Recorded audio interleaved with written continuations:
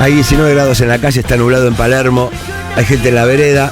A propósito de que nos visitó por un rato Cristina Kirchner, que está acá en el estudio. Hola, Cristina. ¿Cómo estás, Beto? Buen día. Bueno, raro el ingreso a la radio, porque vino compuesto de una cosa especial, ¿no? Sí, así es. La verdad que surprise. Llego aquí y me encuentro con un allanamiento con carro de la gendarmería, policía de la ciudad más adelante. ¿Puedo decir que el título va a ser Allanaron el grupo Indalo mientras llegó Cristina? Y no, ¿qué te parece? No estamos seguros que termine esta nota.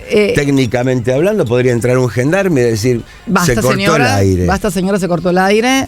La verdad que, Beto, lo tomamos en broma, pero no es para broma. No, es ¿qué va a ser broma si es el pan nuestro de cada día? Para yo vivo de seria. Esto. Es mi trabajo y estamos, bueno, no sé, estos días son algo confusos respecto de si hay cambio de manos de grupo. Debo decirte que tampoco nos comunican demasiado. A mí me gustaría a veces que fueran un poquito más corteses en ese sentido, pero bueno. Deberían. Pero por lo menos por ahora pagan en término. Mirá, la verdad que yo recién cuando me avisaron antes de salir de casa que la gendarmería había allanado acá la radio, bueno, algunos me decían, ¿vas a ir? ¿Y por qué no voy a ir? Al contrario, creo que tengo que ir por doble motivo, ¿no? Y pensaba y comentaba recién con algún colega tuyo ahí afuera que me saludaron cuando ingresaba. ¿Vos te imaginás que nuestro gobierno, por ejemplo, la gendarmería hubiera allanado Radio Mitre, por ejemplo? ¿Qué hubiera pasado si Gendarmería allana Radio Mitre durante nuestra gestión? Mirá, probablemente en el Congreso hasta los propios nos hubieran pedido explicaciones y nos hubieran criticado. Sin embargo, y es una pena, te digo, porque Gendarmería era una fuerza con prestigio, con cariño, inclusive en algunos lugares, y la verdad que el rol que la están sometiendo de fuerza de choque del gobierno, vos fíjate lo que pasó hace 2 o 3 días en la Universidad de Rosario, entraron al campus universitario, lo que pasó... Bueno, está cuestionado hoy por el caso Maldonado. Bueno, el caso de Santiago, que es el caso, digamos, que bueno, que ya está reclamando el mundo por Santiago, y que es incuestionable y que es además ya inocultable, que es un argentino, un ciudadano que desapareció después de un operativo judicial ordenado por un juez y que participó Gendarmería. Esto creo que seguir negándolo es como tapar el sol con las manos. Ayer conocimos las declaraciones del Alto Comisionado de Naciones Unidas pidiendo que por favor investiguen y que la Gendarmería dé respuesta sobre esto. Ya no es una cuestión ni de la familia ni de los organismos de derechos humanos, es de organismos multilaterales y del Alto Comisionado de Naciones Unidas, que es una figura muy respetada en todo el mundo. Así que es una pena porque... Igual el gendarme es un muchacho con una formación. Nunca se ha visto en democracia. Nunca se ha visto en democracia. En democracia, te juro, nunca se vio. Nunca. Los muchachos reciben órdenes, ¿no? Pero en general siempre se respetó al gendarme por tener una formación especial en cuanto a menores índices de corrupción y demás. Digo, no debería cambiar eso, porque incluso los chicos que hoy vinieron acá, no sé si es un allanamiento técnicamente, cumplirán órdenes. Así que hablamos de precios antes que vos llegues. De los precios que se vienen, de los aumentos que se vienen, sobre todo los de tarifas que son los programados. No, los que ya llegaron. Bueno, por supuesto, sí. Los que ya llegaron, te comento, el año pasado, el bimestre de mayo-julio de la factura de gas, el precio del metro cúbico al usuario, al que paga la factura, era de 1,95 pesos. ¿Sabés de cuánto fue para este bimestre, un año después, el precio del metro cúbico del gas? 5,53 por metro cúbico. Y te lo traduzco en factura. La persona que pagó el año pasado en un departamento de clase media, en zona Congreso, Montserrat, 3.500 pesos, acaba de pagar 9.700 pesos de gas. A ver, si vos le preguntás a las provincias, que son las dueñas del gas y las que entregan el gas, cuánto le aumentaron las regalías, por ejemplo, que reciben por concepto de pago de las empresas privadas que explotan los yacimientos de gas de las provincias? Nada. Si tuvieron un aumento, o sea, 5 veces, olvídate. Entonces, yo ayer veía la factura esta de casi 10.000 pesos, porque son 9.700 pesos, son casi 10.000 pesos. Una familia que tiene un sueldo entre los dos, ponele que trabajen los dos, que tengan suerte de ir trabajando los dos, y que tengan 2 chicos, y que uno gane 25.000 pesos y el otro completen 40.000 entre ambos, no puede ser que un cuarto de lo que ganás se te vaya únicamente en la factura de gas. Lo de los servicios, el precio de los servicios y los aumentos en las tarifas de luz, de gas y de agua son absolutamente inexplicables y solamente se explican por darle una rentabilidad desmedida a las empresas, y porque además los dueños de las empresas eléctricas, por ejemplo de Edenor y de Sur, son amigos del presidente, y bueno, y porque los que producen gas lo mismo, y así vamos, ¿no? ¿Sabés qué nos pasa acá como comunicadores y como receptores de lo que le pasa a la gente? Que a nosotros nos escucha muchísima gente de laburo, casi toda. Sí. Mucho interior, mucho conurbano bonaerense, mucha gente de trabajo que se levanta muy temprano y que presumimos son los que más padecen los aumentos. Mucha gente enojadísima. Y las pymes. Ni hablar. Pero mucha gente enojadísima, mucha gente diciendo, bueno, chicos, las tarifas las regalaba el gobierno anterior y ahora estamos pagando eso. No, nadie. ¿Ustedes regalaban las tarifas? No, nadie regalaba nada. Acordate que cada vez que se producía un aumento del cargo del gas o de cualquier factura, ¿no te acordás los que eran los titulares por los aumentos cuando, inclusive gente que cortaba una calle porque le habían aumentado la tarifa y no tenía el servicio bien o demás? Me parece que no. Te digo más, creo que los subsidios a las tarifas implicaban también una inyección a la demanda agregada y al consumo, Beto, porque en definitiva era un ingreso indirecto para la gente. Y no me parecía que estaban regaladas. Me parecía que en todo caso podrían haber merecido algún ajuste o reajuste. Te lo concedo, sí, algún reajuste o ajuste, pero este ajuste, 10.000 pesos de gas. El otro día en La Matanza hicimos una caravana fantástica por La Ferrer, por González Catán, perdón. Y una mujer, llorando, se me acercaba y me decía, Cristina, me llegó 3.500 pesos de luz. 3.500 pesos de luz. Es una barbaridad lo que le están facturando a la gente. El agua, Beto. A ver, mira, te voy a dar un caso. En mi departamento donde yo vivo ahora, cuando en diciembre del 2015, de agua, pagaba yo 150 pesos. ¿Era poco a lo mejor 150 pesos? Sí. Ponele. Para esa zona, bueno, nada. Era poco, bueno. Esa zona tiene que pagar. Perdón. Esa zona paga más de inmobiliario, porque no hay que olvidarse que una cosa son los servicios. Pero de tarifas también, Cristina. Bueno, ponele. Así el que menos puede paga menos. Bueno, 150 pesos. ¿Sabes cuánto llega ahora de agua? 3.000. Yo vivo sola. 3.000. Está bien, supongamos que vive una familia, digamos, no lo puede abordar. 3.000. De cualquier manera, a ver, en todo el mundo los servicios, Beto, no son por el lugar donde vivís, sino por lo que gastás. Porque si vos estás con una campaña de que cuide el agua, tenés que cuidar el agua, vivas en Recoleta o vivas en Constitución. Esto me parece que es así. O sea, el gas es un servicio. Si yo por ahí soy una persona cuidadosa con el consumo del gas y hay otra que no lo es, de repente me parece que el hecho de tu ubicación en el barrio tiene que ver, por ejemplo, con el impuesto inmobiliario. Obviamente, si vos vivís en un barrio como Recoleta, tenés que tener un impuesto inmobiliario alto porque tenés servicios, acceso, etcétera, etcétera. Pero me parece que en el tema de los servicios hay un aumento brutal, impagable para muchos. De hecho, han fraccionado la factura del gas en cuotas. Beto, en este país estamos acostumbrados a las cuotas para el auto, para la casa, para el, no sé, la heladera, el lavarropa, pero pagar la cuota de pagar en cuotas la factura de gas. Hay una inflación de las góndolas, de los negocios, que parte de algunos empresarios formadores de precios que no la pudo domar ni Moreno ni el actual gobierno, que uno puede pensar que es genética. Somos así, somos de salir a comprar lo que aumenta. Toda la vida nos dijeron, los alemanes aumentan el arroz y no lo compran, ¿viste? Pero acá parece que vamos en sentido contrario. Es a ponerle que es genética y no pudo ni Moreno y no está pudiendo el actual equipo económico.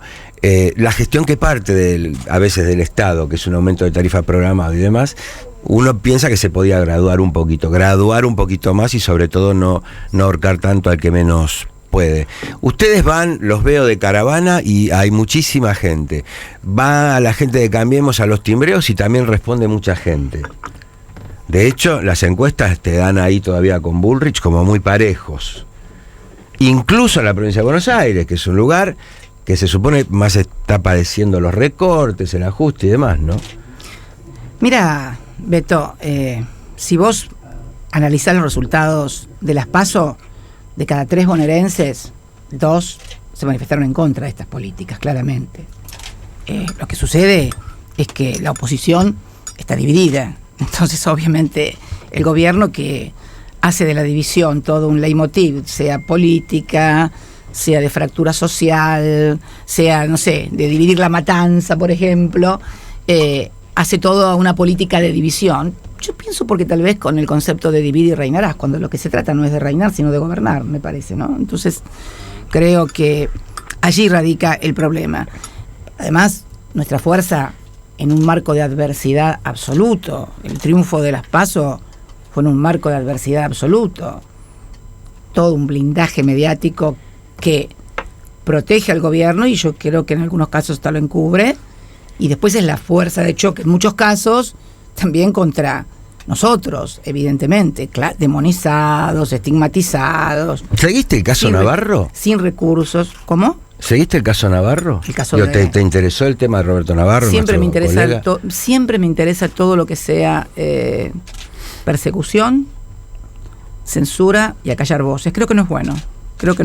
No es bueno para ustedes, primero porque son las primeras víctimas, pero me llama la atención la falta de solidaridad de la inmensa mayoría de los colegas de Navarro. No hablo de tu caso, pero un hecho de esta naturaleza en otras épocas hubiera desatado campañas, creo que hasta internacionales, a favor de tal o cual periodista.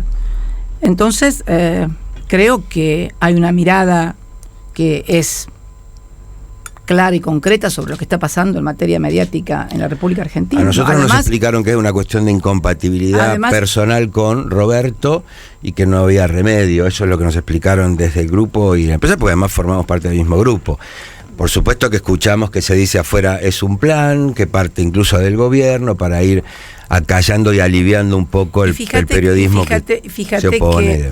Fíjate que es así en general, o sea, al gobierno le molestan las voces que cuentan cosas, porque en definitiva, y le molestan sobre todo cuando se muestran los papeles de esas cosas, ¿no? Porque vos por ahí podés tener una crítica, ser un crítico, pero de repente, bueno, sos un crítico, pero si además de ser un crítico, presentás papeles, pruebas, creo que Navarro hacía un muy buen periodismo de investigación, como lo hacen también, por ejemplo, la gente del Grupo Octubre, ¿no? De Página 12, de la 750 y demás. Pero además no es que lo digo yo ni lo decís vos. Está en letras de molde en los propios diarios donde te anuncian lo que va a pasar. Que a fulanito le va a pasar tal cosa, que al otro lo van a allanar, que al otro lo van a meter preso, que al otro va a pasar esto. Pero lo cuentan. Hay tal grado de impunidad que vos lo podés ver en los editorialistas de los grandes medios, donde te anticipan lo que va a pasar, donde te anticipan cuál va a ser el resultado de determinada pericia, donde te anticipan que a fulanito de tal o al grupo tal lo va a comprar tal y lo van a apretar con esto y le van a decir esto. Te lo relatan. Yo podría traerte acá una pila de noticias y de los medios, no sé, de los medios principales o de los grandes editorialistas, estrellas de los grandes medios, donde te anticipan todo lo que va a pasar. O sea, realmente es una cosa que yo creo que ya no se puede mirar hacia un costado. Yo respeto mucho y también entiendo que todo el mundo tiene un laburo, todo el mundo tiene que vivir, pero me parece que hay cosas que, en fin, no son buenas.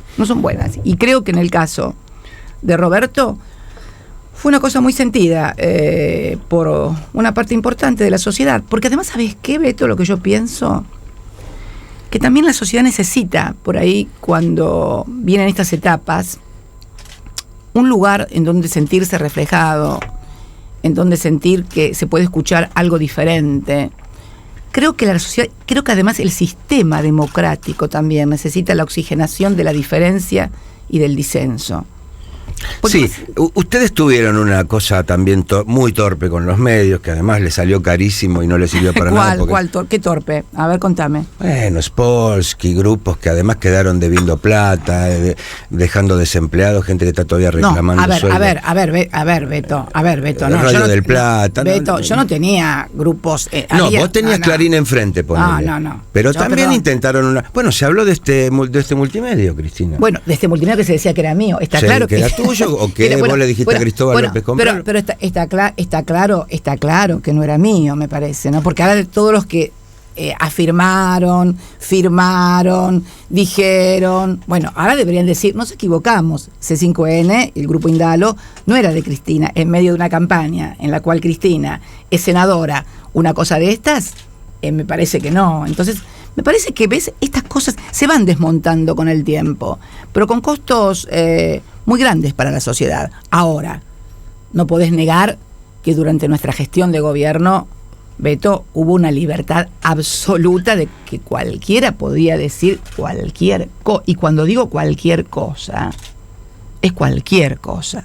Desde juicios críticos hasta infamias, hasta calumnias. ¿Sabes una cosa? Sí, se te puede reprochar lo poco que te abriste a las notas como ahora, pero entiendo que si el grupo Clarín funcionaba como funcionaba, casi como partido de oposición, y lo asume así igual Clarín, no es que yo esté descubriendo nada. Algo. Libertad para trabajar había. Te cuento, libertad absoluta para trabajar.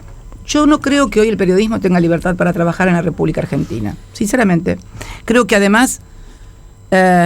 de no tener la libertad, porque evidentemente algunos le marcan la línea editorial a otros, también cuando comienzan estas cosas, cuando una persona como Roberto Navarro pierde el trabajo y tiene dificultades, otras personas que a lo mejor piensan parecido, o les gustaba lo que hacía, o tenían una actitud crítica, también comienzan una suerte de autocensura personal, que no significa traicionar lo que piensan ni nada, sino significa una actitud humana de cuidar su trabajo y de cuidar lo que es, Beto. Porque a ver, ¿qué le vas a exigir a la gente? Que se haga el harakiri, se sacrifique, se quede sin laburo durante un año, los periodistas no consiguen laburo.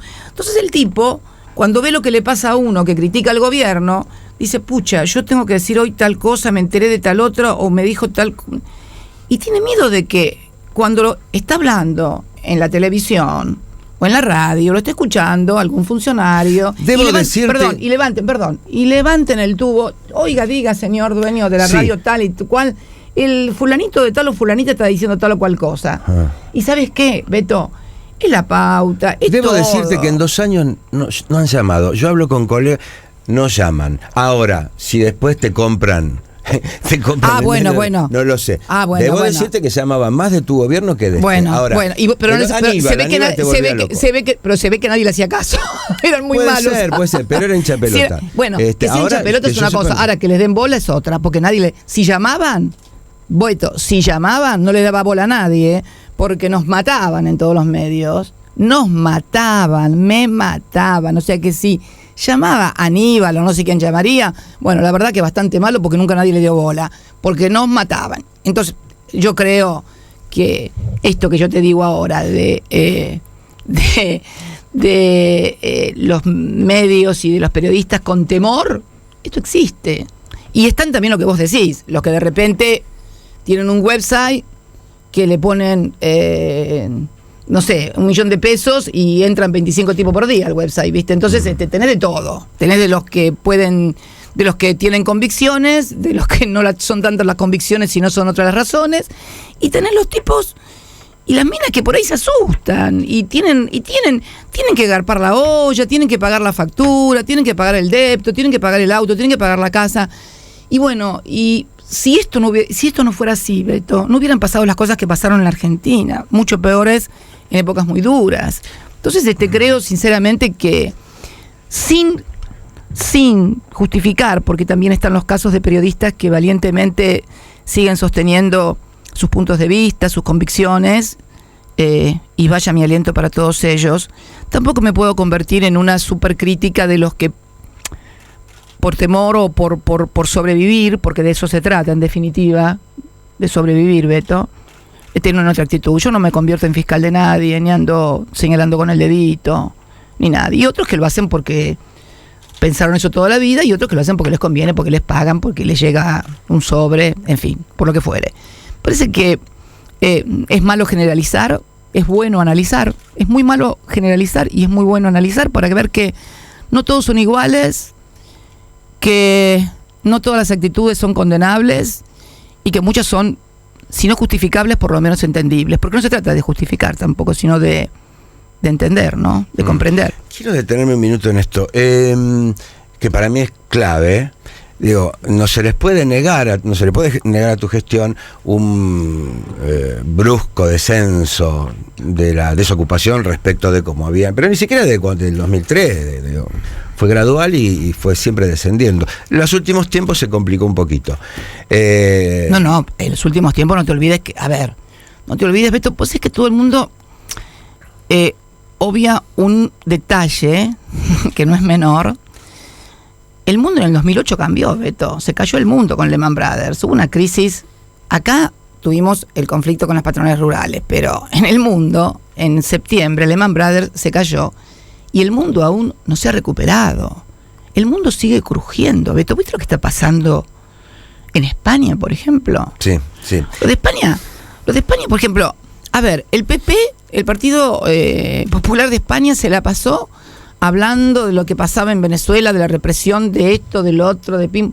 ¿Viste lo que pasó el domingo en Cataluña? Sí. Cuando los guardias civiles con pasamontañas agarraban a mujeres y las revoleaban. Hablé con Serrat ayer. Lo revoleaban por la escalera. A mí te digo, la verdad que está... Y hoy están mandando el ejército, Beto, a Barcelona. Están mandando el ejército. Y se quieren independizar. Bueno, pero yo lo que quería era, independientemente de lo que mucha gente reconoció fueron logros de tu gestión, de hecho perdieron por 1,5 puntos, eso es, iba al mismo tiempo creciendo una cosa emocional, extra incluso, te diría, prosperidad económica o no, cómo le fuera de bien o mal a cada uno, que tenía que ver con tu figura, con el kirchnerismo en general. Esto es, el yegua, que a vos te consta, que lo escuchaste tantas veces, y otras cosas, que vos hiciste autocrítica el otro día del tonito que usaste en algunas cadenas, y sobre todo del kirchnerismo se pelea con todo. Se peleó con el campo, se peleó con Clarín, se pelea con los medios, se peleó con Massa. Entonces se pelea con todo.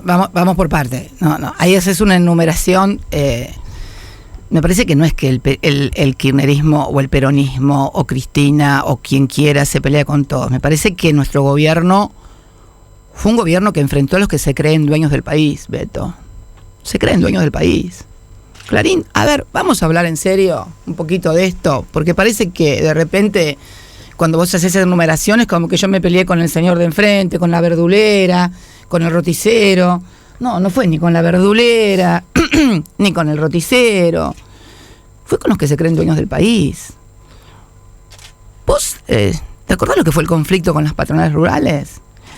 ¿Vos viste que acá se critican los cortes de ruta, o los cortes de calle, o los piquetes? ¿Vos sabés que nunca hubo en la historia de la Argentina un nivel de cortes de rutas que provocó desabastecimiento en los supermercados de la población como el que llevaron adelante las cámaras patronales rurales, apoyadas por todos los mismos medios que hoy piden que si un piquetero, si un vecino corta la calle, lo metan preso?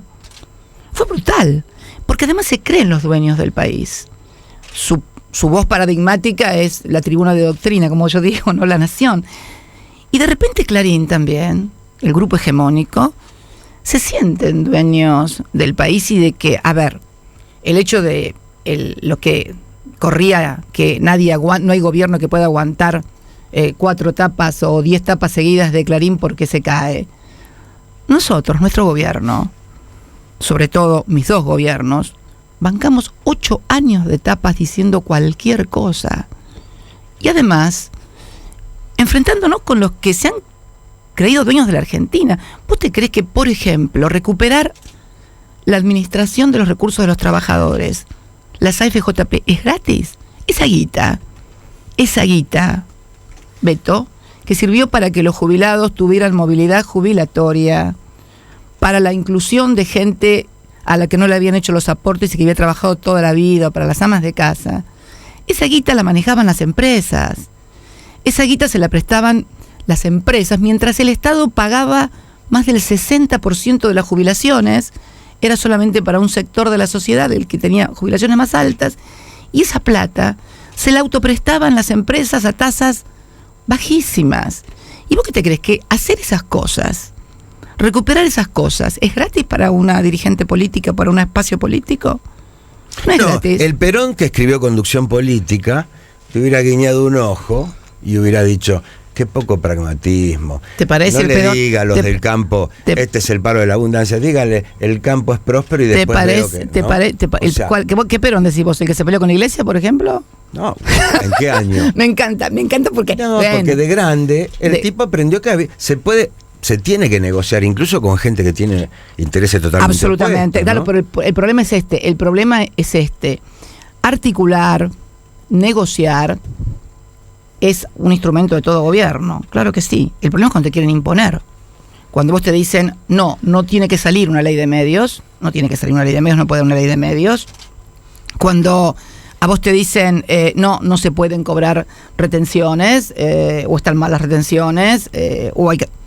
Este es el uno, cuando quieren imponerle al gobierno, al que está sentado en la Casa Rosada, esas decisiones, que pueden ser de 2 modos impuestas. O porque no había gobiernos que no tenían la fortaleza suficiente para abordar esos problemas, y con esta concepción tuya de la negociación, que en realidad nunca era negociación, era subordinación. Porque ¿qué es negociar, Beto? Negociar es decir, bueno, a ver, ¿cuánto ganan ustedes? ¿Tanto? Bueno, no pueden ganar tanto, ganen la mitad, pero ganen mucha plata. No, quieren ganar todo. Entonces, la negociación, ¿qué es? Hacer lo que ellos quieren. Eso no es negociación, eso es subordinación. Todos los gobernantes se subordinaron en cierta medida a los sectores económicos. De hecho, si no hubiéramos recibido el país en las condiciones que lo recibió Néstor en el 2003. Patas para arriba, defaulteada una deuda que era el 160% del PBI, con los jubilados en la plaza gritando, con los productores de pollo que nos largaban los pollitos porque estaban todos fundidos por la importación de Brasil, con los piqueteros que no tenían laburo. Acordate que Néstor sacó el 22% de los votos y teníamos casi 25% de su ocupación cuando asumió. Entonces, a ver, ¿qué es la negociación? ¿Vos La decís negociación que no había alternativa que pelearse con Moyano, con Clarín? Es que yo no me peleé con Moyano. Hugo, y no viene al caso tampoco contar entre telones ni nada, que algún día seguramente volveremos a hablar también con Hugo. Pero no te voy a contar entre telones ni esto ni lo otro, pero me parece que de repente también, no te olvides que muchos creyeron que al verme sola,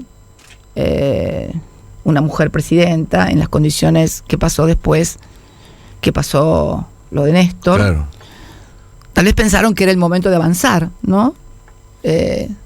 Sobre el gobierno, no avanzar mal, sino avanzar en la disputa por el poder, natural, no hay por qué tampoco rajarse las vestiduras, ni decir, qué malo.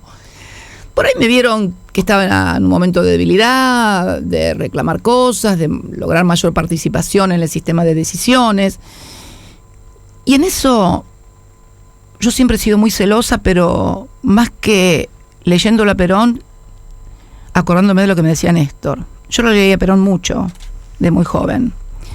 Y después de haber leído a Perón mucho durante muy joven, también lo vi a él construir en la Argentina desde una provincia casi desconocida y construir un país que comenzó a ser respetado en el mundo. Así que yo también lo escuchaba mucho a él, y él siempre me dijo: mientras estés sentada en ese sillón, en la Casa Rosada, la que tiene que tomar las decisiones sos vos. No permitas que nadie nunca te imponga una decisión, porque tal vez tomando decisiones te equivoques, es posible, pero que nunca te pase que te fue mal por no hacer lo que vos pensabas y por hacer lo que otro te impuso. En definitiva, lo que me quería decir, o por lo menos eso es lo que yo interpretaba, era que si uno fracasa en una gestión de gobierno, en todo caso, sea por las equivocaciones o porque tenía una percepción equivocada, pero si yo miro esta historia nuestra, estos 12 años y medio de gobierno, de cómo empezamos y de cómo terminamos en esa plaza, no recuerdo, Beto, ninguna fuerza política en la Argentina que haya tenido 3 periodos consecutivos de gobierno y que además, cuando finaliza su periodo de gobierno, es despedida por una plaza que rebosa por los 4 costados. Ojalá que de acá en más cada uno que termina un periodo de gobierno en la República Argentina pueda ser despedido por una multitud en la plaza, porque hablaría que las cosas van bien en la Argentina. A ver, más allá de las dificultades que hay siempre y que va a seguir habiendo seguramente en un mundo, como te decía, cada vez más complejo. Pero esto de Cristina que se pelea con todos, o el gobierno que se pelea con todos, a ver, ¿vos creés que es posible en la vida y en la gestión de gobierno lograr cosas sin pelearla en el buen sentido, te digo? Sí, está bien. Entonces te digo, a ver, ir de buenos modos por las AFJP. ¿Cuándo fue la última vez que estuviste en Córdoba? Y claro que es ir de buenos modos por las AFJP, porque ¿sabes qué pasa? No, Beto, es algo, un sistema de reparto que ahora lo aceptó hasta el gobierno. Beto, porque además, ¿sabes qué? Todo lo que hacíamos, lo hacíamos por ley. Yo no fui nada, fui la presidenta que menos decretos de necesidad y urgencia firmó. Esto es una cuestión también que me gusta aclarar, porque parece que de repente yo hubiera sido alguien sentada en la Casa de Gobierno que tomaba decisiones a pura firma de decreto, como está pasando ahora. Ahora el presidente firma decretos de necesidad y urgencia todos los días, donde quita la salud, vialidad, el blanqueo para la familia, los parientes y los amigos. Bueno, esto no era así. Yo mandaba todo al Congreso, todo se discutía en el Congreso, las AFJP se discutieron en el Congreso, ley de medios se discutió en el Congreso, reforma de justicia se discutió en el Congreso. No andabas. Vos imaginate que yo hubiera sacado un decreto de necesidad de urgencia en un blanqueo, donde una de las discusiones había sido que la condición sine qua non era que no fuera extensivo a los familiares de los funcionarios. Se aprueba esta ley en el Congreso y después yo saco un decreto de necesidad de urgencia donde extiendo el beneficio a los familiares, y aparece mi hermana, yo también tengo una hermanita, no tengo un hermano, pero tengo una hermanita. Pues imagínate que en el blanqueo yo hubiera después modificado eso y aparece mi hermana blanqueando 35 millones y medio de dólares. Estas cosas están pasando en la Argentina, Beto. Y la verdad que no lo escucho en ninguna parte. Alguien que escucha nos podrá decir, Cristina tiene una causa, por supuesto. No escucha. Así, y al que lo dijo lo rajaron. Porque además, vos me hablaba de Navarro. A los dos que lo dijeron, que fue Horacio Berbisky en el programa de Navarro, bueno, lo rajaron. Mirá, vos me preguntabas hoy por Moreno. Mirá vos. De las 4 causas más picantes que hay en contra tuyo, ¿en alguno crees que estás seriamente complicada? La pregunta de Manuel es: ¿tenés miedo de ir presa? No hagas preguntas de Manuel. Bueno. ¿Cuándo fue la última vez que fuiste a Córdoba? Que vos no sos de Manuel. ¿Por qué me preguntas eso? Yo te pregunto. ¿Cuándo fue la última vez que fui a Córdoba? Hoy no me acuerdo, Beto. Bueno, en Córdoba perdiste 90-10. Mira, en Córdoba... Tenías gente con un mapita. Perdón, no perdí. No, para. ¿Cómo lo vas a Cosquín un día? Si vos sabés que en Córdoba estás perdiendo 90. Eso es política también. Pero, ¿cómo en Córdoba? ¿De cuándo me estás hablando? ¿De ahora? Las últimas elecciones en Córdoba fue... No, pero en Córdoba, a ver, Córdoba fue Unidad Ciudadana, un compañero, pero nada, yo no fui en Córdoba de candidata, no, Beto. Ya sé, pero yo no soy candidata en Córdoba, Beto, no entendía. Me refiero a que vos viniste... No entendía por qué me decías sin lo de el chip Córdoba. de la seducción a la hora cuando estás en el poder. ¿Cómo? ¿Qué es el chip de la seducción? A ver, explícame. Sí, digo, esta cosa de Perón, de persuadir, de convencer, de atraer. Vos hoy dicen, Cristina tiene el 33%, pero no va a sumar ni nadie de la familia. Pero se trata de que vos convenzas al 60 y pico que no te quiere. Beto. ¿O no? No, el 100% imposible. Por eso, pero digo, hay mucha gente que... 100% es imposible. Hay gente nunca. que aprueba a muerte, tenés mucho millennial que te sigue, mucho pibito. Yo creo, te vuelvo a repetir, Beto, lo que te decía al principio. A ver, en las condiciones de adversidad con las que nosotros enfrentamos las PASO, haber ganado las PASO fue casi una hazaña titánica democrática. Beto, ¿vos no te das cuenta? El gobierno aparece hablando de la cosa, todos juntos, vamos. Pero la task force del gobierno está tercerizada en los medios de comunicación que son desde las 9 de la mañana hasta las 12 de la noche, hablando en contra de nosotros. O sea, la señora que hace la receta del guiso en el canal Pirulo a las 9 de la mañana, te revuelve y te dice, bueno, póngale 200 gramos de harina, 5 huevos, un poco de sal, le agrega carne y revuelva y le sale fantástico, que le va a salir mucho mejor que cuando estaba Cristina, porque Cristina le revolvía mal, la carne era una porquería, ella gritaba y entonces yo me ponía nerviosa y no podía cocinar bien porque me hablaba por la cadena nacional y yo me ponía muy nerviosa. Por favor, es brutal lo que para está pasando. El stand-up. Pero por favor, sí, ¿no vio cómo era? Y además gritaba, y además esto, y mire cómo se peinaba, y cómo el color, y el pelo, y que se pinta mucho, y que se pinta poco. Todo está mal. Vos imaginate un ciudadano, una ciudadana que está frente a la televisión, las 24 horas del día, bombardeado, picada la cabeza, todo. Y del gobierno y de lo que pasa no hablan. No se habla de la inseguridad, cuando la inseguridad ha crecido en el conurbano a límites exponenciales, los secuestros de los que nadie da cuenta. Antes tenías un hecho de inseguridad en un municipio y ahí iban al municipio y estaban batiendo el parche o el gobierno. Terrible. Y lo que se está viviendo en materia de inseguridad, Beto, es muy grave. Nadie dice nada. No tenés en un solo medio absolutamente nada. Entonces, está claro que hemos dado y estamos dando una pelea en condiciones muy, pero muy adversas. A ver, pero así todo, vos tenés que de cada 3 bonaerenses, 2 votaron en contra de estas políticas económicas. Entonces me parece que, y esto se va a agravar, te aclaro, la mala noticia es esa, que el gran ajuste que está preparando el gobierno para después del 22, además, liberaron, después de 20 años que no se hacía, el precio de los combustibles en la República Argentina. Lo escriben en letras de molde en los diarios que viene el aumento para después de las elecciones. Desdoblaron la tarifa de gas. Esta persona que pagó ayer 9.700 pesos podría haber desdoblado en cuatro cuotas.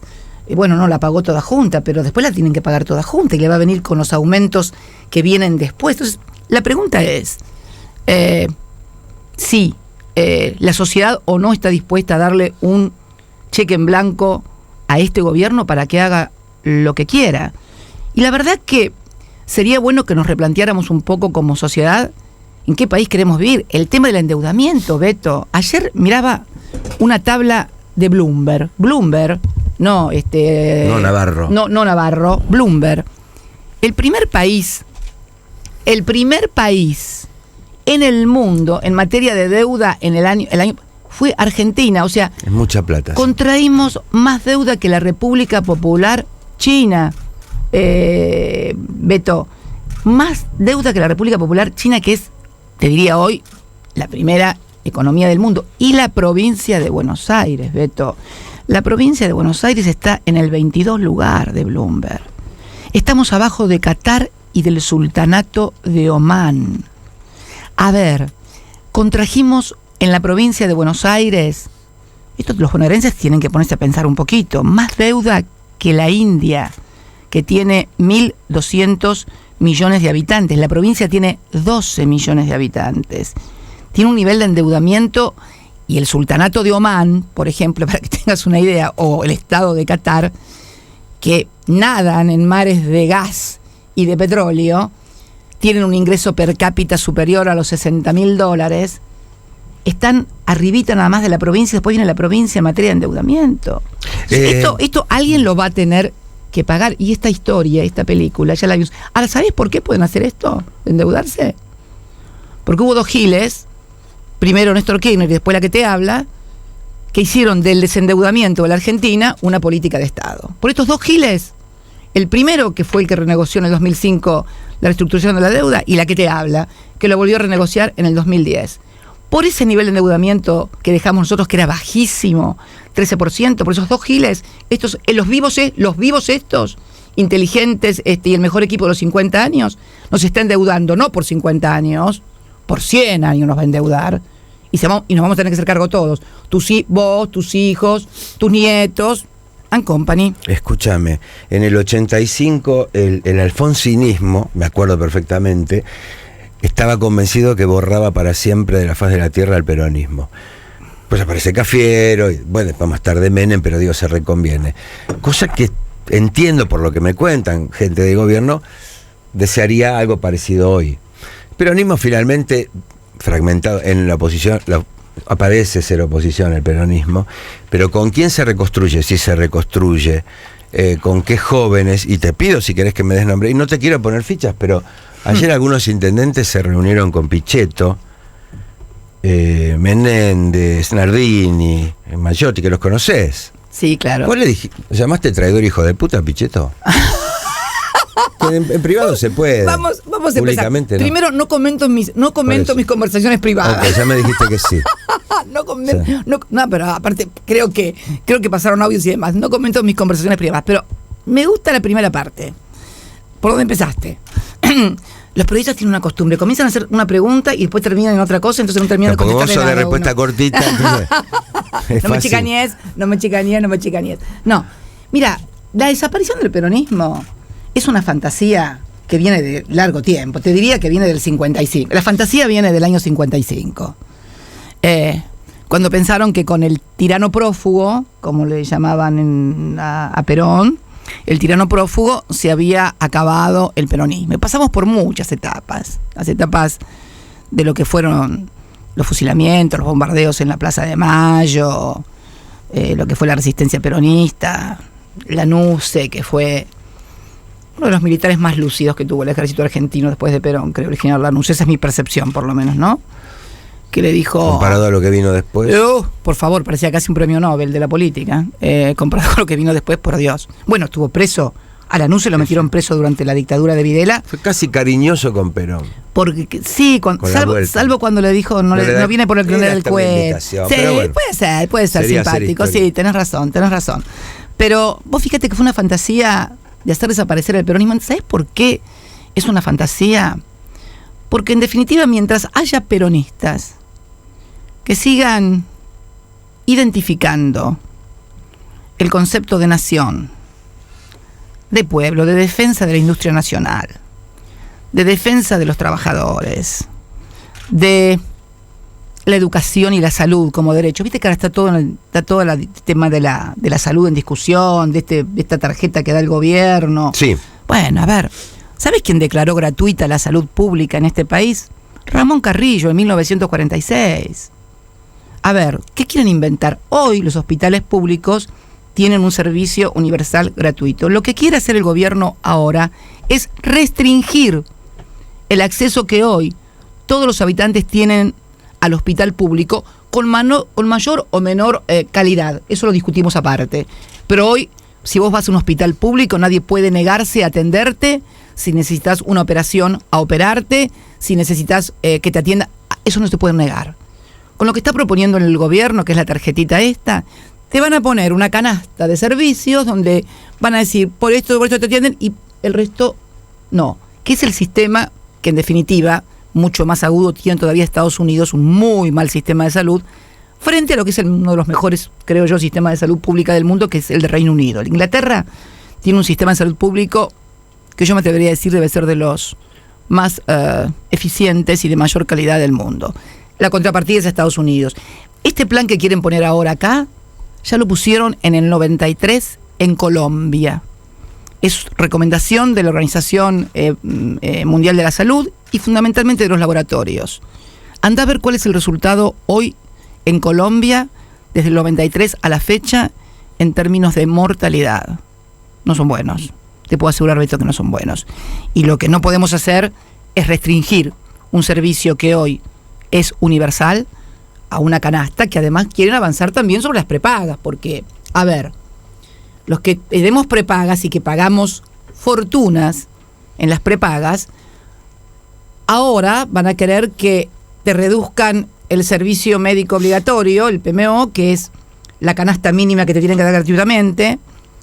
Mucha gente me está diciendo que cuando van a la prepaga o a la obra social a hacerse un tratamiento o para una intervención o para un análisis, le dan turno para dentro de 20 días, un mes, 2 meses. Entonces la gente que por ahí tiene miedo por su salud termina pagando el estudio, pagando el análisis para que se lo hagan ya y no le den un turno. Son todas triquiñuelas. Pasaba también, obviamente, en tu gestión. No, mira, históricamente, el hospital público hace lo que puede. No estoy hablando del hospital público, estoy hablando de las prepagas y de las obras sociales.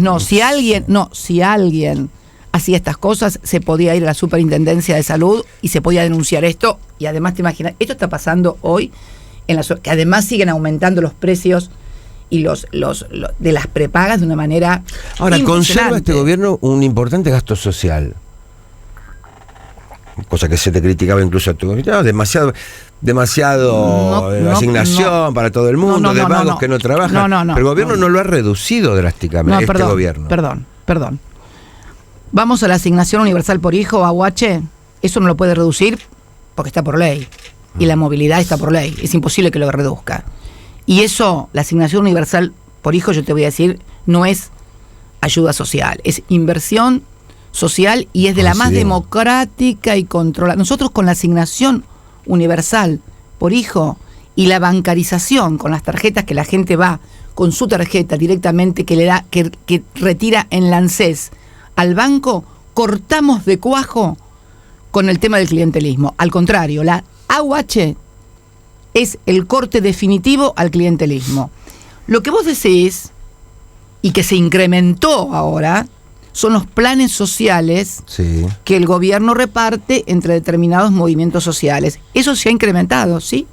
Porque nosotros, durante nuestra gestión, mirá vos qué curioso, durante nuestra gestión, que éramos criticados por eso, dábamos muchos menos planes sociales que los que dan ahora a los distintos movimientos sociales. A mí no me parece mal si son merecidos, si son gente absolutamente, que tiene, pero lo controlan los movimientos sociales. O sea, no es una tarjeta que vos tenés y que la UH que no tiene ningún tipo de vinculación con nadie. La UH es vos en la ANSES verifica que a vos te corresponde la UH y te dan la UH, la ANSES en una oficina pública.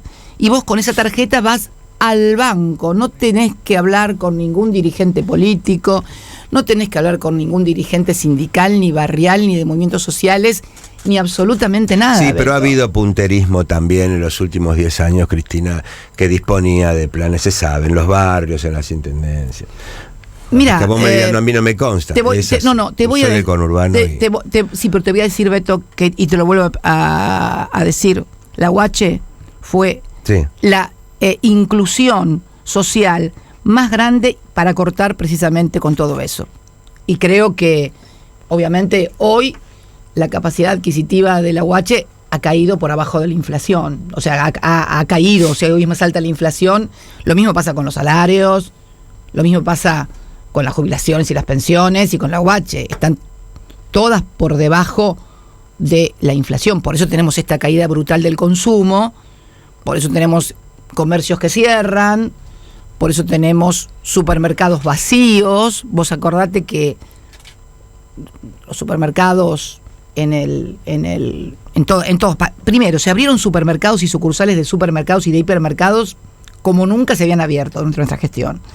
Tenías cajas, filas enteras de cajas, y además cuando ibas a comprar tenías que hacer fila en cada una de las cajas para comprar. Yo te invito a que vayas ahora, fin de semana, cualquiera de los grandes hipermercados, y vas a ver menos cantidad de cajas, porque han cerrado cajas, y prácticamente no hay cola en ninguna de las cajas. Ha habido una brutal caída del consumo porque ha caído lo que yo percibo acá, y además, porque vienen... y además tenés aumento de desocupación también. La gente no tiene laburo. En el conurbano, Beto, se acabaron las changas. En el conurbano, Beto, la gente está siendo despedida de las fábricas y no hay laburo. Esto es lo que está pasando. ¿Por qué? Pues tenés un gobierno que desprecia la industria nacional, que te abre indiscriminadamente la importación, que dice que lo nacional no sirve.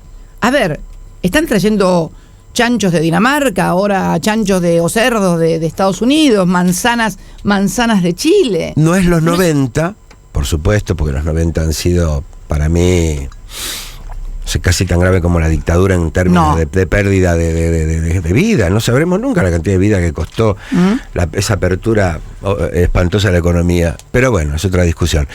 Pero entiendo ¿Puede ser otro mate cocido? Puede ser, y otro Muchas cortado. Gracias, y otro cortadito. Pero, a ver, yo percibo cosas. Viste que hay economistas que corren por derecha al gobierno, que lo consideran demasiado keynesiano, que quisieran que achique un poco el aparato público, los salarios públicos, el gasto social, justamente. Viste que se lo corre según la línea expert, viste, ¿no? No, expert hace tiempo que no lo escucho porque no coincidimos absolutamente en nada, y creo que es un hombre que sus planes nunca fueron llevados a la práctica y nunca pudo comprobarse el éxito. Es más, esos planes se aplicaron, no sé, durante la dictadura, y mira cómo no fue.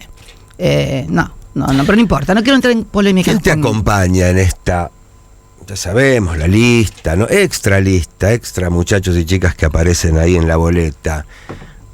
En este momento, que si son gente de mi confianza, quiero que si yo voy a ayudar a reconstruir el peronismo, a volver a armarlo, estén. Si querés, si no... No. Mira, después de la radio, me voy a Avellaneda.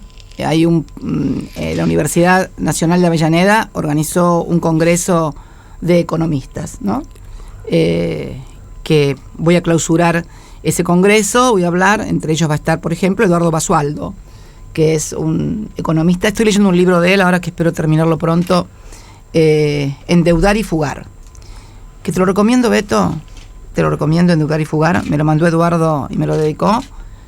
Que describe el proceso de endeudamiento en la Argentina que comenzó con el golpe del 24 de marzo de 1976. Pasa por todo lo que fue la década de los 90, lo que fue el 2001 y también lo que fue nuestro proceso de desendeudamiento. Y habla de esta brutalidad del endeudamiento y de la fuga, de cómo endeudan y fugan. Bueno, vos sabés lo que está pasando ahora. Vos sabés que están entrando muchos dólares, pero no para inversión productiva, sino para especulación financiera. O sea, yo vengo del exterior con millones de dólares, los cambio en pesos. Decía alguien del gobierno el otro día, mucha timba y mucha edificación entre dos o tres socios. Lo pongo en las LEVAX, me pagan el 27% en las LEVAX, y después, cuando vea que esto ya no da para más, como nos pasó en otras etapas, me doy vuelta, cambio los pesos con una tasa que tuve al 27% y compro dólares. Si además tengo el dólar planchado, como lo tiene ahora el gobierno, evidentemente el negocio va a ser formidable. O sea, esto es lo que está pasando en la República Argentina. Ahora, yo pregunto, si un empresario cualquiera tiene que decidir una inversión, no sé, tomar más gente, poner una nueva línea de producción de lo que produce él, cualquiera fuera la cosa que produzca, ve que alguien está pagando el 27% por plata de interés. Además, mira para la calle y no ve a nadie consumiendo. O sea, si vos producís cosas, tenés que tener gente que te las compre, si no, ¿para qué la estás produciendo? Y no tenés gente que la esté comprando. ¿Qué haces con la plata? La pones en LEVAC también. Te pones también vos a especular y a invertir. Ya lo pasamos con la plata dulce en los años de la dictadura. Esto ya se vio. Era Lorenzo Sigot, el ministro de la dictadura, el que apuesta al dólar pierde. Y quedamos con el que te dije al norte. Y le tocó a Alfonsín, en el año 83, agarrar un país con una deuda brutal. Bernardo Grispun intentó Alfonsín mismo, con la figura de Bernardo Grispun, que algún día alguien deberá hacerle justicia a Bernardo Grispun, intentó hacer algo diferente y lo tumbaron. Ahí, Eduardo Basualdo, en ese libro, explica el proceso de hiperinflación. La pugna, la pelea que había entre el Banco Mundial y el Fondo Monetario.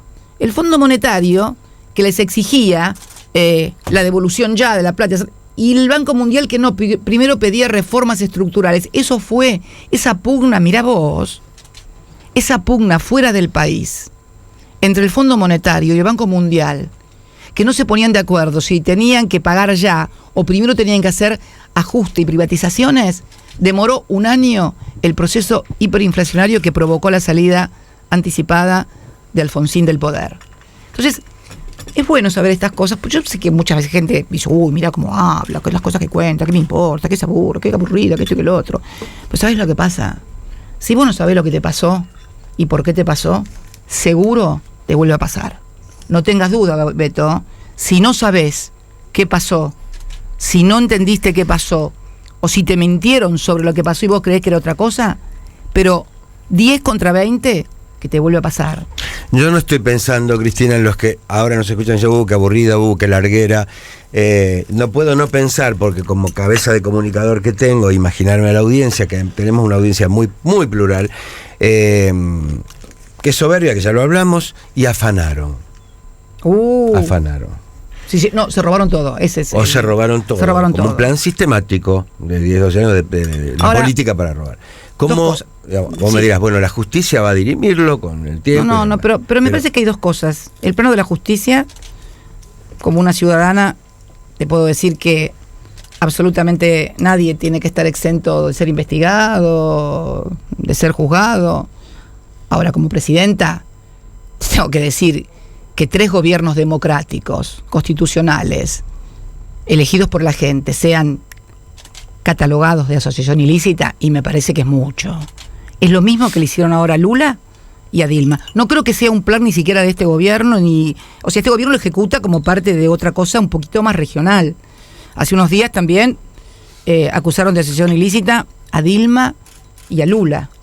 Entonces creo que también es raro, ¿no?, que se robaron todo, pero en un país donde crecíamos, donde había trabajo, donde los jubilados tenían remedios, donde los enfermos de HIV tenían remedios, donde los oncológicos tenían remedios, donde los chicos recibían netbook y libros, instrumentos de música para las orquestas musicales, donde se crearon 19 universidades. Pero ahí se volvería a robar, pero hacen. No, es que no se puede. ¿Sabes lo que pasa? No, ¿sabes lo que pasa? En un país donde se roban todos no se puede hacer eso. No se puede hacer eso. Porque cuando se roban todo es cuando hacen negocios con las cosas del Estado, cuando blanquean plata negra. Yo nunca blanqueé plata negra. Es más, fui la presidenta en ejercicio más investigada. Mis declaraciones juradas están ahí. Todo lo que se investiga, no es que me encontraron papeles en Panama Paper o me encontraron inmuebles no declarados en alguna parte. Uy, mirá, la descubrieron con tal cosa. No. Todo lo que están diciendo y armando como causas es sobre declaraciones juradas que ya fueron investigadas, muchas sobreseídas. Está todo en mis declaraciones juradas. Entonces, yo digo que los que se robaron todo en este país no vienen acá a la radio a tener una entrevista con vos. ¿Sabes por qué? Porque ni siquiera muchas veces los conoces. No viajan en aviones de línea, viajan en vuelos privados. No viven en la misma casa. No viven en la misma casa que tenían antes de ser presidentes. Normalmente viven en mansiones que tienen acá, en Punta del Este, en Nueva York, en Europa. Esos son los que se robaron históricamente en la Argentina. Ahora, que digas esto para justificar lo que está pasando ahora, me parece Me parece que no. No se trata de justificar nada. Me parece que habiendo estado 10, 12 años en el poder, gobernando el país, yo incluso creo que debería haber habido ministros que salgan a los programas de televisión a mostrar su declaración jurada. Porque presumo que debe haber ministros que trabajaron con vos que no se quedaron con tanto López, con tanto Bolso, con la Rosadita, que era obsceno. Pero Beto, las declaraciones juradas de nuestros ministros estaban publicadas, te invito a que vayas a ver La Nación y para mí se escondieron. Estaban publicadas en todos lados, Beto, las declaraciones juradas. Y las únicas declaraciones juradas que se publicaban y salían en todos los medios de comunicación eran las nuestras. Vos ves ahora en la televisión la declaración jurada de diputados del oficialismo, de ministros del oficialismo, del presidente. ¿Alguien analizó en algún programa de televisión, salvo el que hizo Navarro, el blanqueo de plata negra del hermano del presidente? Que además, fíjate vos, qué curioso. Es el hermano menor del presidente, es el que menos participación tenía en los negocios del grupo económico familiar y tiene 5 veces más o 10 veces más de lo que declaró el presidente. ¿No te llama la atención? ¿No te llama la atención que quien era un socio menor de la familia haya podido blanquear 35 millones y medio de dólares y el presidente tiene una declaración jurada infinitamente inferior a la de su hermanito? ¿No te llama la atención eso? Se analiza en algún lugar, no sé, se analiza en algún programa de televisión, esos que hablan todos al mismo tiempo, gritan, no se puede, nadie entiende nada, lo agarran de los pelos al otro. No, Beto, hay un montaje de todo esto que es brutal. Es una pena. Es una pena porque no nos permite discutir a los argentinos los verdaderos problemas que tenemos. Y vos me hablabas de autocrítica. ¿Sabés cuál es mi gran autocrítica? Además de los moditos, de la cadena nacional o de lo que vos quieras. Una cosa que yo no pude, o no supimos, o no pudimos, y le pasó lo mismo a Perón en su primer y segundo gobierno. Que estos procesos de industrialización o de reindustrialización del país, el proceso de industrialización que tuvo como consecuencia el advenimiento del peronismo en los años 40, ya había empezado con el radicalismo, producto de que en la Primera Guerra Mundial la Argentina tuvo que comenzar a sustituir importaciones porque estaban en guerra los países que nos vendían las cosas. Esto explotó durante el peronismo, que además lo fomentó, lo incrementó, pero en todo proceso de reindustrialización se produce un estrangulamiento del sector externo, porque ¿qué pasa? Vos tenés que importar máquinas para producir bienes, tenés que pagar en dólares, al mismo tiempo, sobre todo en las últimas décadas, se produce un fenómeno cultural en la Argentina, que es la dolarización. La gente quiere dólares, no quiere ahorrar en otra cosa. Vos vas a Brasil, y anda a pagar en dólares en Brasil, no te lo aceptan. Te reclaman reales. Lo mismo te pasa en Ecuador. Bueno, en Ecuador sí hay dólar porque está dolarizada la economía. Pero en Chile, en Uruguay. O sea, este tema de el argentino que comienza a tener movilidad social ascendente y comienza a tener patrimonio, quiere pasar ese patrimonio a dólar. La industria que te demanda cada vez mayor grado de importación de bienes de capital y de insumos básicos, porque hay algunos insumos que forman parte de tecnologías o de royalties o de patentes que vos tenés que traer y tenés que pagar. Sumado a todo eso, el tema del pago de la deuda. Vos fíjate lo que hicimos, que eso no le pasó a Perón. Y sin embargo tuvo estrangulamiento del sector externo. Perón no tenía servicios de deuda fuerte en la primera y segunda presidencia. Tenía el estrangulamiento del sector externo, tuvo malas cosechas, de donde tomaba en el 52, 51 creo que hubo una sequía muy importante y tuvo una mala cosecha. Pero vos fíjate que él no tenía el estrangulamiento por deuda, por servicio de deuda. Y nosotros nos pusimos a la espalda el proceso de reindustrialización, el proceso de movilidad social ascendente, y además de todo eso, los servicios de la deuda que habían contraído los que se habían ido. Y así todo, tuvimos ese problema de estrangulamiento del sector. Y eso no lo pudimos o no le encontramos la vuelta. Pero un marco aún de mayor estrangulamiento y más adverso que el que tuvo Perón en la primera y segunda presidencia. Y esto es una cosa que los economistas deberían abordar seriamente. Porque yo no creo que la Argentina tenga posibilidades de desarrollo económico únicamente con el sector de servicios o únicamente desarrollando el sector energético, que parece ser el sector no somos Chile, ¿no? ¿Cómo? No somos Chile, que sí vive de eso y... No, es que 43 millones de personas no pueden vivir de eso. No creo. 43 millones de personas, para bancar a 43 millones de personas, vos necesitas trabajo industrial, necesitas valor agregado, necesitas ciencia y tecnología, necesitas satélites, necesitas energía nuclear, necesitas cada vez más y mejor trabajo. Esto es lo que necesitamos y esto es lo que tenemos que discutir los argentinos. Y yo creo que los economistas, con el sector de comercio, pues fíjate, hoy tenemos, no sé qué va a hacer esta gente con la deuda. Van a tener el déficit comercial más importante de la historia argentina, o por lo menos de los últimos 20 años. Beto, la balanza comercial, la diferencia entre lo que exportamos e importamos, va a ser de 6.000 millones de dólares. Una de las fuentes más genuinas para pagar deuda o para tener dólares, porque nosotros no fabricamos dólares, es precisamente el saldo de la balanza comercial, que da negativo. Con Brasil estamos batiendo récords de balanza comercial negativa. Si además los dólares que entran son dólares especulativos, son dólares financieros, porque está claro que el año pasado tuvimos la inversión extranjera directa, una de las más bajas, la mitad de la que tuvimos en el 2015, la mitad. Entonces, vamos a seguir endeudados. El otro día Bloomberg sacó un artículo bastante crítico de esto del endeudamiento. No es sustentable que la Argentina haya encabezado el ranking de Bloomberg del país que más endeuda y después vienen los chinos. ¿Cómo nosotros vamos a tener más endeudamiento que los chinos? 1.400 millones de tipos, la primera economía del mundo, producen todo, exportan por cientos de miles de millones.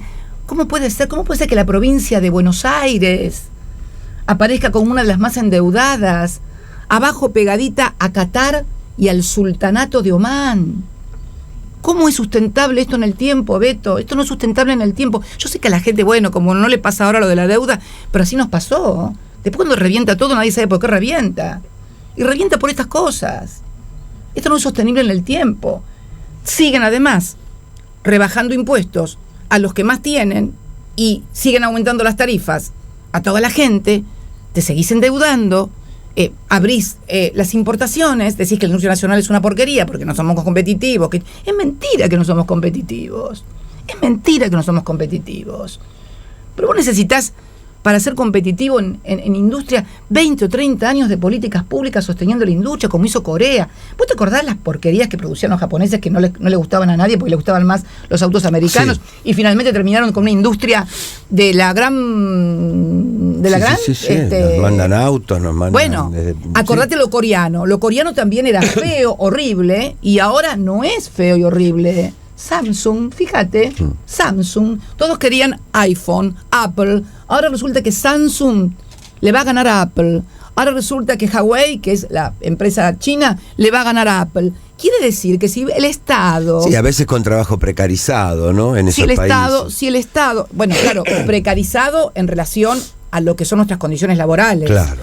No precarizado con respecto a lo de ellos, porque vos, a ver, China todavía tiene sectores en la China rural, que si vos vas en esa China rural, tenés condiciones de vida del siglo XIX. Y no tan rural, entonces, $1 a ver, por día. Ellos están incorporando millones de personas. Ellos incorporaban más o menos al aparato del consumo algo así como 30 millones de personas por año. ¿Te imaginas? Un poco menos de una Argentina por año. Entonces me parece que son países que han tenido políticas públicas sostenidas durante mucho tiempo y les ha dado resultado. A ver, si todos estos países que empezaron horrible, pero siguieron en la misma, y finalmente lograron, ¿por qué nosotros vamos a los bandazos que bancamos 10 o 12 años y medio de políticas populares, de la industria nacional, y después nos pasamos al otro lado?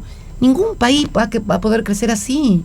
Si todos los demás tuvieron años y años para crecer apoyando esas políticas que por ahí decían, no van a poder competir nunca, no, lo alemán es mucho mejor que lo chino, no, lo norteamericano es mejor que lo coreano, y hoy están compitiendo. ¿Por qué nosotros no podemos hacer lo mismo, Beto?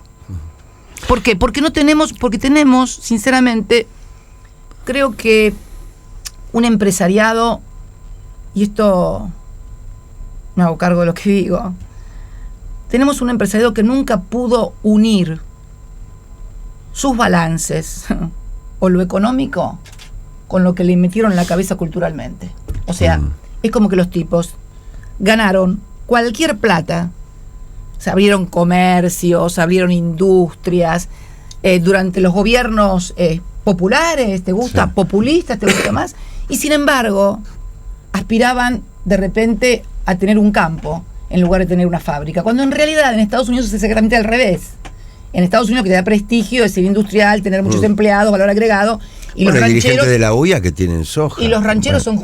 son en Estados Unidos son junta bosta los rancheros, y es Cristina. más, y protegidos porque los protege la industria con el diferencial que hacen, ¿no? A ver si es un tema para ustedes. ¿Cómo despega el peronismo a propósito del futuro, de la imagen, y ya no solo como imagen, sino como crear una nueva escuela? Digamos, el otro día estuvo el Pata Medina 8 horas al aire y la verdad que todo el mundo decía es la mejor propaganda para el gobierno. Sin lugar a dudas. Es porque el Pata Medina encarnaba el peronismo. No, bueno, no. sí, en el inconsciente de la No, mayoría. señor, el Por Pata- eso, no. bueno, ahora me dirás, pero en general el peronismo está pegado a la imagen de sindicalistas ricos. Que la verdad que hay que decirlo, uno rasca un poco. Yo te puedo hablar bien del Pollo Sobrero, de Palazzo, de algún otro muchacho que creo. De muchos por lo que más, me de cuentan. muchos más. Seguramente, pero la muchos verdad más. que los que conocemos. De muchos más. A ver, Los espera. que conocemos son. Beto. Se les caen las propiedades. Beto. El Momo Venegas está en la familia bueno, se está eso. peleando por. Bueno, pero no bueno. importa si Bueno, estaba pero más cerca del gobierno actual. Permíteme. El Pata Medina, personaje nefasto, si los hay, personaje, nosotros lo enfrentamos toda la vida al Pata Medina. El Pata Medina, cuando yo fui candidata en el año 2005 a senadora por la provincia de Buenos Aires, el Pata Medina apoyaba a la entonces lista, sí, del PJ. Ahora su hija también estaba en una lista que apoyaba a otra lista peronista también. Pero me parece que este tema y cómo lo abordó el gobierno en su lucha, en su mítica y no sincera, permitime que te diga, lucha contra las mafias del gobierno, porque veíamos lo del Pata Medina y al mismo tiempo veíamos lo que vos recién decías, a la hija del Momo Venegas diciendo a quien la quisiera escuchar que su padre tenía una fortuna incalculable y que se la habían quedado los dirigentes del sindicato, que ni me de Guatre. Que Dios no quiero hablar mal de él porque ha muerto. O que hay un socio al que le dejó todo encargado. Un testaferro, que Dios lo tenga en su santa gloria. Pero lo cierto es que, ¿qué pasó con eso? ¿Qué hizo el gobierno? Como el Momo Venegas era el sindicalista modelo del gobierno, porque a ver, acordate que votó a Macri, hizo campaña por Macri, festejó el 17 de octubre con Macri, el Momo Venegas. ¿Qué hizo la justicia? Una cosa inédita. ¿Vos sabés que hubo un juez que la hizo callar a la hija del Momo Venegas, aplicándole una sentencia, diciéndole que si hablaba y mencionaba a determinadas personas le iban a poner una multa de 50.000 pesos? Yo nunca lo vi en mi vida. Que alguien del Poder Judicial le dijera a una persona que está denunciando que hay testaferros en un sindicato, que todo lo que tiene el sindicato y los secretarios de ese sindicato, todo mal habido, por fortuna, por lo que fuera, que un juez la hiciera callar. Resulta que andaban buscando arrepentidos. Y acá encuentran una que es gratuita, no es delator premiado, sino que es gratuita, y la hacen callar. ¿Vos sabés que hubo una sentencia que la hicieron callar a esta mujer? Y nadie investiga, nadie interviene en el sindicato de Guatre con lo que pasa. Con lo cual permitime que dificulte y que ponga en duda que el gobierno pelee contra las mafias. Creo que el gobierno pelea contra algunas mafias que no son las que están con ellos. Ahora, las mafias que los apoyan a ellos gozan de muy buena salud. El caso de Guatre es una de ellas. Además, Beto, la verdad que con el ministro de Seguridad que tiene la provincia de Buenos Aires, decirme a mí que están peleando contra las mafias. ¿Por qué? ¿Qué tenés que...? Nada, mira, déjalo ahí. Porque parece que todos nacieron ayer a la política. A ver, hay determinados personajes que vienen desde el grosismo, querido, acá. Vienen desde la etapa más nefasta de que se tenga memoria, en el antiguo y nunca bien ponderado Consejo Deliberante de la porteña ciudad de Buenos Aires. En tu gobierno han abrevado muchachos de la UCD también. Hay de todo en todas partes. Pero ¿sabés qué, Beto? La política es así. Hay de todo en todas Sí, partes, pero algunos que se presentan como lo nuevo, cuando en realidad son más vivos que la injusticia. Este es el tema. Se presentan como la renovación, lo nuevo, que están creando cosas nuevas. ¿De dónde? Si cuando Néstor era gobernador, ellos eran vicepresidentes del Consejo Deliberante de Carlos Grosso. Carlos Grosso, que además era empleado de SOCMA. Toda la vida se dijo que ¿quién había puesto a Carlos Grosso de intendente en la ciudad de Buenos Aires? Entonces, que todo esto se quiera presentar como cosa nueva, la verdad que me parece una tomadura de pelo, y además creo que también me parece que es especular con la mala memoria, o no mala memoria, o con las cosas que la gente se olvida, con todos los problemas que tiene la gente. No se va a andar acordando quién era el vicepresidente del Consejo Deliberante allá por el año 90, cuando Néstor todavía era intendente de Río Gallegos, fíjate vos. O te encontrás algunos compañeros que por ahí te dicen el pasado, y cuando Néstor llegó al gobierno en el 2003 ya eran funcionarios en los mismos cargos que después continuaron con Néstor, y no los había nombrado Nelson Mandela, los había nombrado Eduardo Duhalde. Entonces yo creo... Hay gente de aquel Consejo Deliberante que no necesitó trabajar más. Yo creo que todos, al momento de hablar, de pontificar en la lucha contra las mafias, de hablar de pasado, presente y futuro, deberían mirar un poquito la historia de cada uno. Es cierto que cuentan con el apoyo y beneplácito de los medios de comunicación, que tapan todo y no dicen nada, que también es una gran ventaja, pero me parece que hoy plantearse como que son lo nuevo, y no, de nuevo no tienen nada, de nuevo no tienen absolutamente nada. Es más, el actual presidente, yo era miembro de la presidenta de la Comisión de Asuntos Constitucionales del Senado de la Nación cuando se le hizo juicio a 2 miembros de la Corte Suprema de la mayoría automática, y una de las causales que había aprobado la Cámara de Diputados para hacerle juicio político era el sobreseimiento que le habían hecho a Mauricio Macri por el contrabando de autos agravado. No era una cosa que se me ocurrió a mí, no, lo había aprobado la Cámara de Diputados por mayoría absoluta. Vos sabés que las causales tienen que ser aprobadas por más de las 2/3 partes. Es más, sí, algunas diputadas que hoy forman parte de esa fuerza también aprobaron esto. Por eso te digo que me parece que como marketing,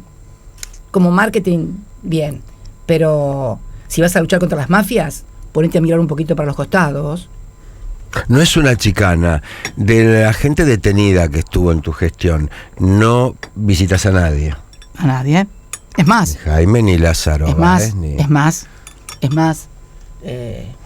Yo una vez que dejé el gobierno, algunos funcionarios nunca más los volví a ver. Eso, me suena chicana igual, te lo voy a decir. No, porque por ahí me decías, mira, fulano está detenido injustamente. Mira, te voy a decir algo. Vos te imaginás que si hubiera visitado a alguno ya te hubieras enterado, me parece, ¿no? Lo cual tampoco yo voy a visitar gente presa, ¿viste? Bueno. Pero digo, vos podrías decirme, no, acá se le armó una causa injusta, fue un buen funcionario, y ¿por qué no? Te lo diría. Debido, por ejemplo, ¿cómo venís siguiendo el proceso debido con tantas imputaciones?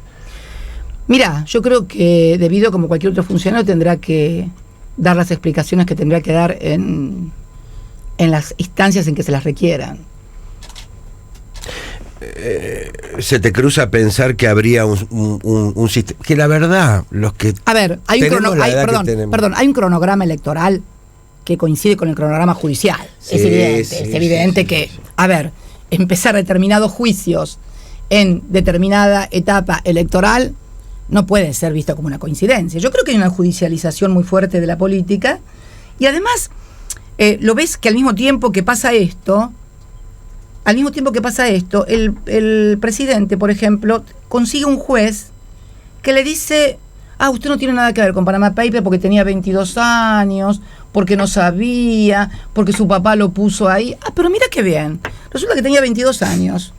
Aparece en una sociedad offshore, titular de varias sociedades, y no tenía nada que ver porque tenía 22 años. Y resulta ser que mi hija, que tenía 12 años cuando su padre asume como presidente, y que su participación en 2 sociedades en la República Argentina, inscriptas acá, le caben no porque ella, sino porque es la heredera del padre que falleció, es miembro de una asociación ilícita, y que estaba con no sé cuántos más en las offshore de Panamá, que además han causado estragos en el mundo. Renunciaron primeros ministros, el de Islandia, el de Pakistán, Soria, el ministro de Comercio, de Industria de España, que iba a ser el sucesor de Rajoy, tuvo que irse porque apareció en Panama Papers.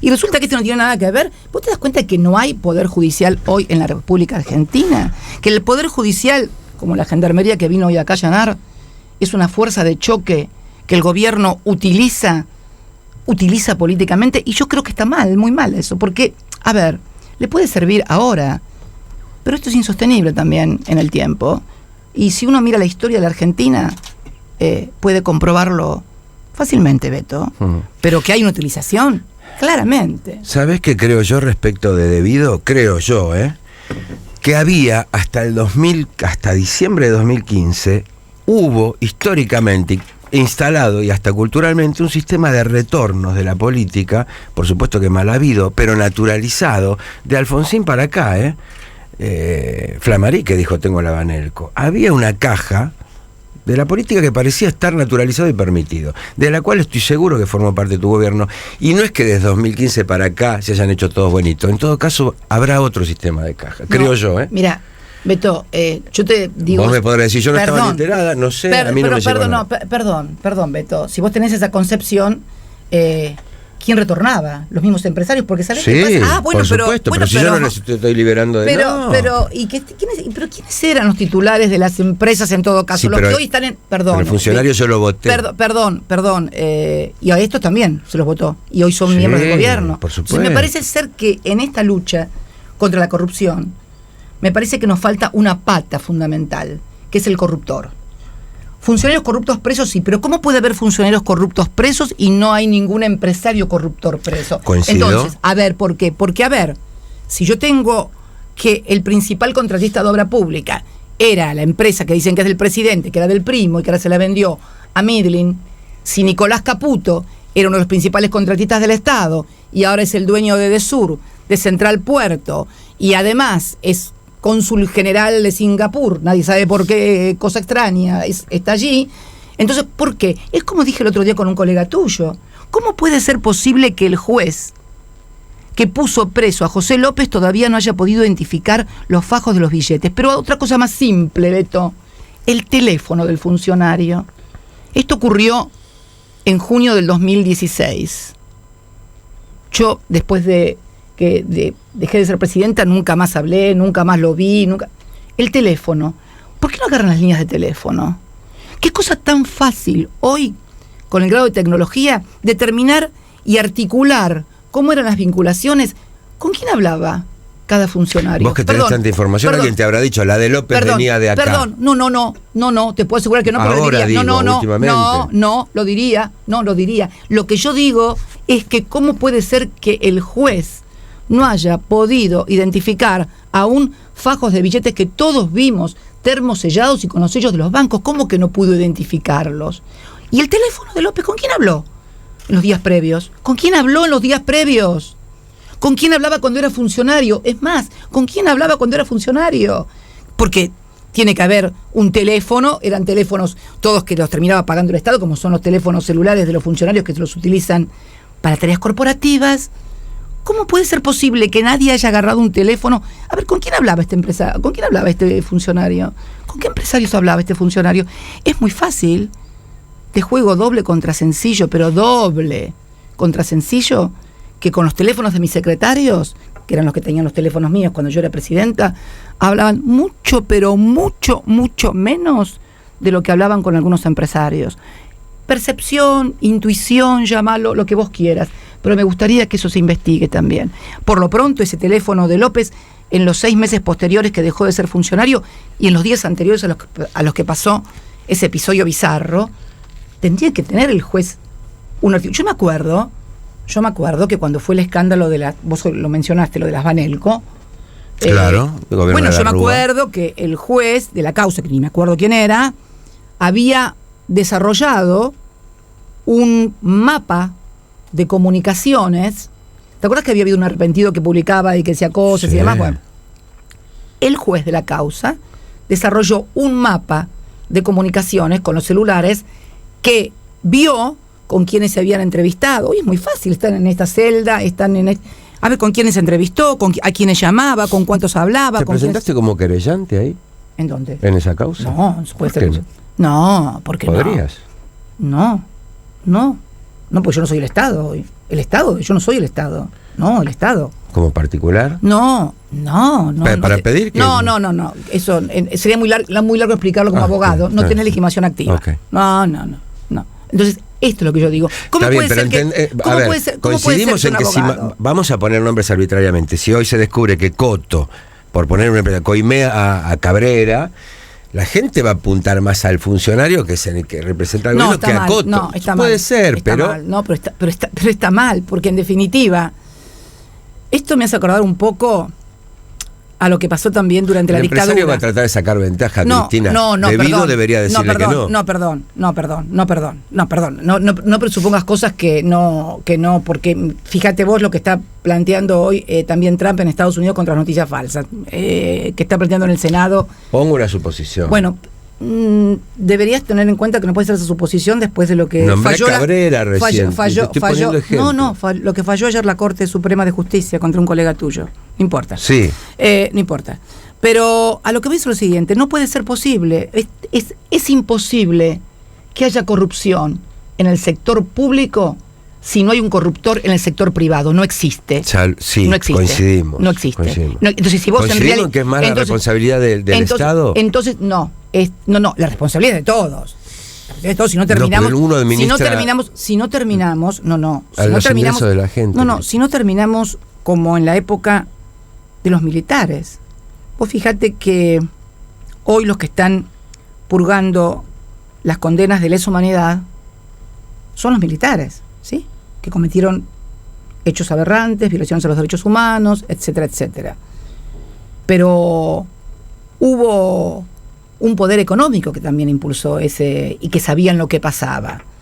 Hubo empresarios que entregaron comisiones internas de delegados enteras.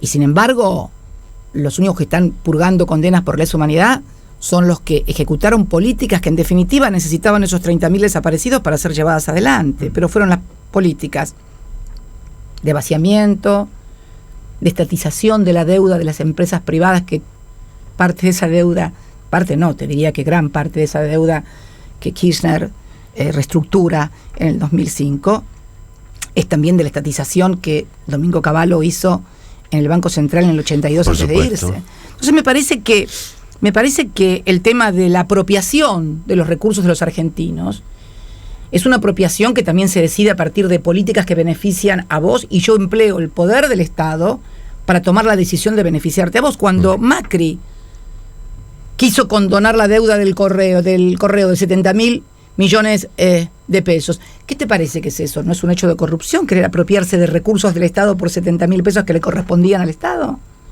Cuando, por ejemplo, Caputo gana 2 licitaciones en energía, como ganó ahora con la Central Puerto. 2 licitaciones ganó el amigo del alma del presidente, las 2 de energía, las más importantes, por 500 millones de dólares, las ganó él. ¿Qué pasó? Cuando gana esas 2 licitaciones, sus acciones en la bolsa, o sea, las acciones de su empresa, ¡pum!, crecieron exponencialmente. ¿Qué hace después de que en la bolsa crecen exponencialmente? La vende. Mira vos, utilizar al Estado como una plataforma para beneficiar los negocios de tu familia o de tus amigos. Estas cosas están pasando en la Argentina. Entonces me parece que tenemos que hablar en serio, Beto. Yo sé que es complicado, yo sé que es complejo porque está la gendarmería en la puerta. Y entonces... Que no está rara esta. Allanados. Cuando es una película. Allanados. Cuando te ponen la gendarmería en la puerta a un medio de comunicación, yo entiendo por ahí que la línea editorial cambie, puedo entender muchas cosas, pero no es bueno para los argentinos. Te puedo asegurar que no es nada bueno para los argentinos. Yo a esta altura de la vida, si alguna vez, no sé si vendrá gente nueva, si habrá algún tipo de fusiones, yo le avisaré al oyente en eso a esta altura de la vida lo puedo hacer y seré fiel a Pero ¿cuántos como vos pueden darse el lujo ese, Beto? No quiero hacerme el Taura, es mi naturaleza, bueno, no podría trabajar de otra manera. Pero ponete una mano en el corazón. No, es como, por ahí hablábamos más temprano, hay gente Beto, que tiene que llevar el pan y tiene que cerrar la boca. Si vos tenés la suerte de que hiciste toda una carrera y por lo tanto estás tranquilo y está muy bien que así sea, pero imagínate un pibe de 30 años que tiene que garpar la cuota del auto o pagar las expensas del departamento o pagar la cuota del alquiler o pagar la comida de los hijos. ¿Y qué le vas a pedir? ¿Que el tipo se suicide tipo Araquiri y se tire del techo de acá de la pop? Y no. No me pautamos hasta esta hora porque tenías que ir a Avellaneda. ¿Dónde está Santiago? Mirá. No hablamos de Santiago Maldonado. Y te lo pone la gente en la calle. Mira vos, qué hermosa bandera, ¿dónde está Santiago Maldonado? ¿Dónde te parece que está Santiago Maldonado? Ay, te entrevisto yo a vos. Vamos, así terminamos. ¿Dónde te parece que está Santiago Maldonado, Beto? Primero, todos queremos que aparezca el pibito, no ya esta cosa que se... Viste, el pibito que le falta a la familia, todo. Yo la otra vez comento que me pareció que había gente que por ahí simpatiza con el gobierno, que le molestaba que se pregunte por Maldonado, porque me lo han dicho a mí. ¿Qué te haces el Che Guevara?